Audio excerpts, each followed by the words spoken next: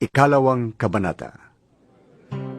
Pagkalipas ng 2 araw, may kasalan sa Kana na nasa Galilea at naroon ang ina ni Jesus.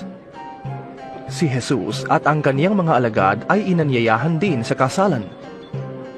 Kinapos ng alak, kaya't sinabi ng ina ni Jesus sa kaniya. Naubusan sila ng alak. Sinabi ni Jesus, Huwag ninyo kong pangunahan, ginang. Hindi pa ito ang panahon ko. Sinabi ng kaniyang ina sa mga naglilingkod. Gawin ninyo ang anumang sabihin niya sa inyo. May 6 na tapayan doon.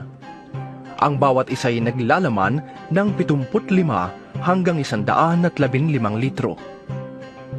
Nakalaan ang mga ito para sa paghuhugas ayon sa tuntuning pangrelihiyon ng mga Hudyo. Sinabi ni Jesus sa mga tumutulong doon, Punuin ninyo ng tubig ang mga tapayan. at pinunungan nila ang mga tapayan hanggang sa labi.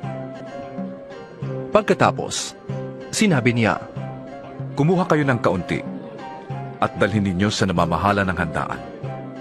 dinalhan nga nila ang namamahala ng handaan, at tinikman nito ang tubig na naging alak. Hindi niya alam kung saan ang galing iyon, subalit alam ng mga sumalok ng tubig